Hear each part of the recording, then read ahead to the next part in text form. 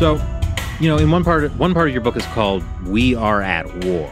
Now, obviously, the bullets aren't flying.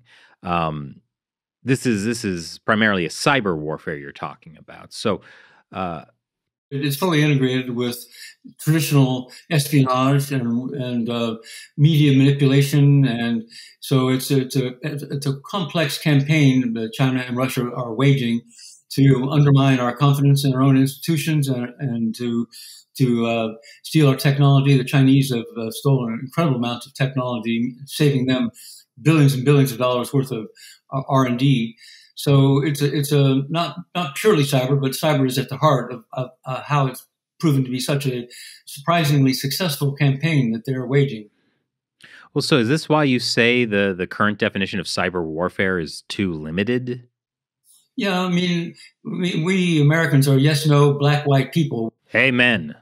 And the Chinese have 5,000 years of written history, and 2,000 more unwritten history. So they are masters of subtle long-term conflict, and that we just don't grasp. We have never seen this pattern of conflict as a nation. I mean, Sun Tzu, who wrote The Art of War, said the supreme art of war is to win without fighting. I mean, students in China can recite that to you, and I mean, the entire nation has heard that, or most of the nation has heard that, and that's the strategy they are embracing, which is to erode and denigrate and cause crisis of confidence in our among ourselves, in our system, in our institutions.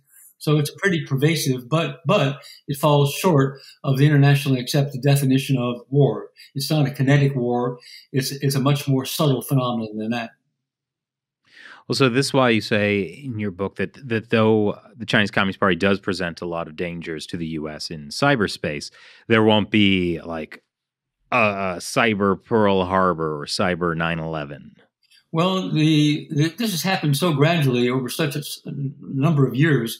When we had 9/11 in September of 2001, that resulted in the creation of the Department of Homeland Security.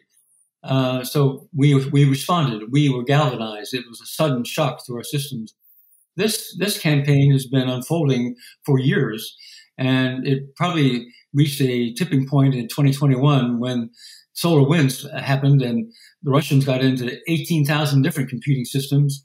The Chinese at the same time got into Microsoft's email exchange servers, and Log4j was compromised. So thousands of our computing systems have been compromised since that time.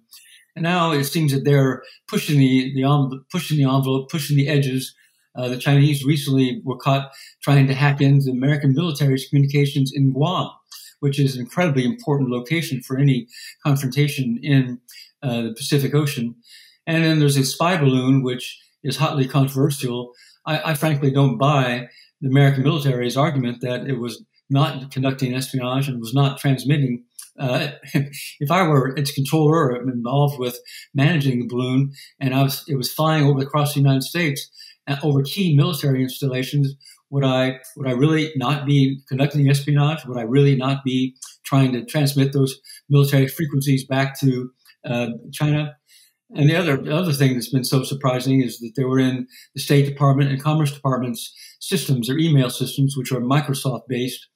And so just at the same time that Anthony Blinken and Gina Raimondo were scheduled to travel there, the Chinese were inside our governmental email systems looking for clues as to what the Americans might be saying and thinking and doing. So they're pushing. I believe that they have accelerated their effort to monitor our communications and our decision making in our institutions, and at the same time, if in fact there was going to be a sudden outbreak of hostilities, the New York Times, this is what I'm about to tell you, has appeared on the front page of the New York Times. It's not a wild man speaking to you.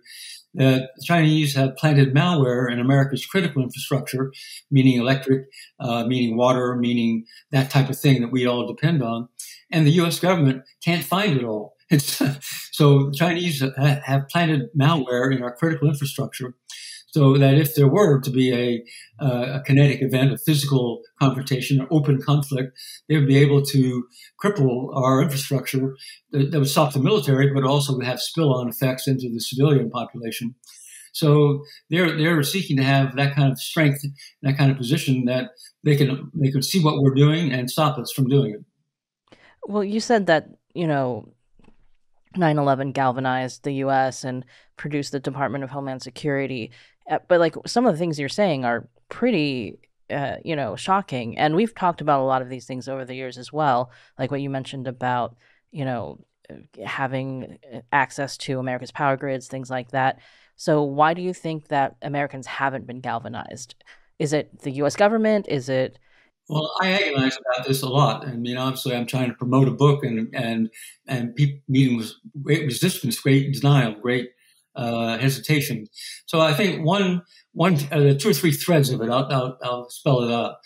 One is the foreign policy establishment, the State Department and the President and the Council on Foreign Relations and the Brookings Institution.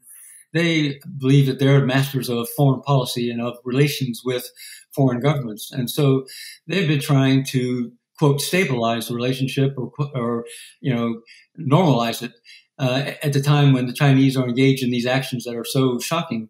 I think it's because they don't want to lose control of the management of the relationship, and they fear that if they acknowledge these things that I'm talking about, that it will blow up politically, that it will be an explosion in Washington. You can imagine Republicans saying to the Democrats, why haven't you stopped this? Why have you been so lax? That's one piece of the puzzle. The other piece of the puzzle is American business is caught in a terrible position. They have enormous investments in China, and the Chinese are clearly turning up the heat on them. It's demanding that they have access to the source code of any kind of computer system our companies are using in China, which gives them a platform to leap into the global systems of those companies. They're imposing increasing limits on the flow of information about business partners and supply chains. So American business is caught in a terrible position, and they don't want it to blow out of hand. They want to stabilize it. They want as best they can. I mean, it is not a stable situation, but American business wants to go softly. And the third element of it is that we have a large population of Chinese Americans. And we as a nation are committed to inclusion and having people come here from all over the world to contribute to our research, to contribute to our democracy. So if we start to say that there are Chinese among us who are working against our interests, that raises the risk of some backlash. And we've had them in our history. I mean, we're not blemish free. We have put Japanese in prisoner of war camps, and we've had the Chinese Exclusion Acts in the late 1800s. So I think people are concerned that if the full nature of what China is doing in our country became clear, that it would be a backlash against Chinese Americans and perhaps other Asian Americans, so that they also do not want this to blow up. So they're complex. It's a complex answer to your simple question, but we essentially, you're right. We as Americans have not yet begun to respond in any meaningful way. I mean, are those fears legitimate or are they exaggerated? Well, that's a good question.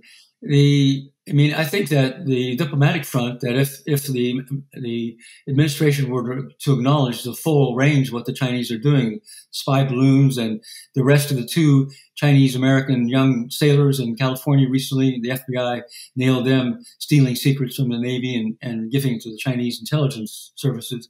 If the full nature of this were acknowledged, it would blow up in Washington, and it would have political consequences. There would be a fight over it. And it would probably be a nasty fight. And I think that's what the Democrats are trying to avoid. American business, they're scared. And they don't have a good answer. I think their effort is to try to keep this as low key as possible, because if the drum beat were to become too intense, they would be under greater pressure to withdraw key sales efforts, or to other limits on flows of technology to China, flows of finance into technologically sensitive sectors. And so, a business, I think that's a legitimate fear. And the Chinese Americans, there's quite a broad spectrum of them. I've met Chinese Americans who emigrated from Guangdong or Fujian province and don't speak Mandarin and don't speak any Chinese. In fact, they've been here for so many generations. They have nothing to do with the Communist Party. So people like that are caught in a really tough spot. If they contribute to an understanding of what the Chinese are doing, that could they themselves be affected? So I guess the answer is that these fears are well founded. I think they're real.